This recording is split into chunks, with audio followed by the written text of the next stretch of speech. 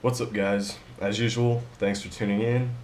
What I got for you today is actually another reel review. What we're going to be reviewing today is the Dreadnought by SixGill. So I'm making this reel review because, like the Hyperion that I reviewed in my previous videos, the Dreadnought didn't really have any reviews on it. I think the only thing I found with the Dreadnought was some guy catching a snook on it. And that didn't tell me much about the reel, so I went ahead and I made the gamble, in buying the reel, and I'm going to go ahead and now do a review on it so that you guys know what you're buying into and whether this reel is actually worth the $150 that you spend on it. Okay, so for starters, what I'm going to do is I'm just going to list the specs right now. So the model that I have is the 2000 model. It's got 12 ball bearings, super smooth. The spool's pretty good on capacity. 6 pound gets you about 220 yards, I believe. And it weighs about 9.4 ounces, something like that.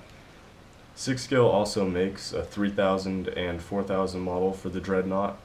The 2000 model has 12 pounds of drag, which really isn't that much.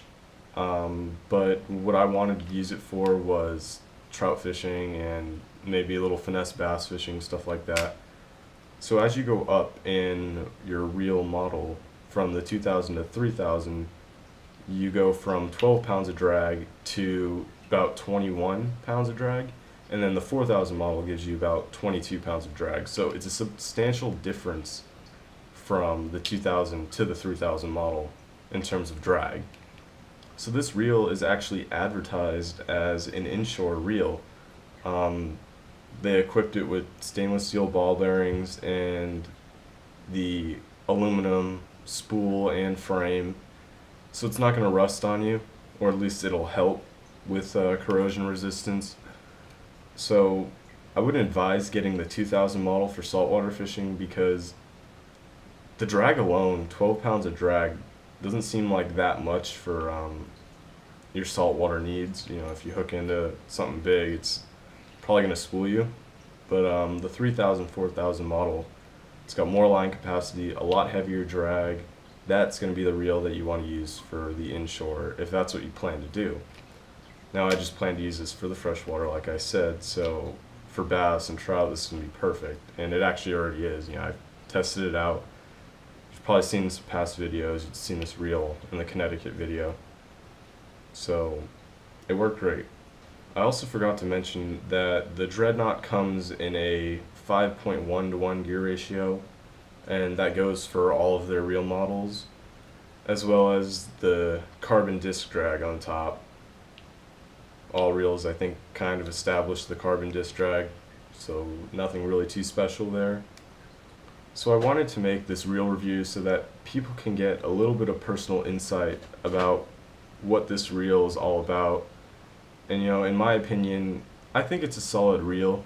Nothing about it really stands out too much, but it definitely is no slouch. It's going to do everything you want a spinning reel to do, and even better than some other models. It's pretty smooth. In case you were wondering, I don't know why some spinning reels do this and some others don't, but the spool won't click over when you reel. You gotta manually do that. I know some smaller, like ultralight trout reels always tend to click over, but not this one. Maybe if you force it a little bit, it will, but most of the times it won't. So I hope you guys enjoyed this review. I tried to keep it pretty short and simple. If you guys have any questions regarding this reel, go ahead and leave them down below. I'd be happy to answer any questions you have. And like all my other reviews, I'm going to go ahead and give you guys a quick little montage of the Dreadnought by SixGill.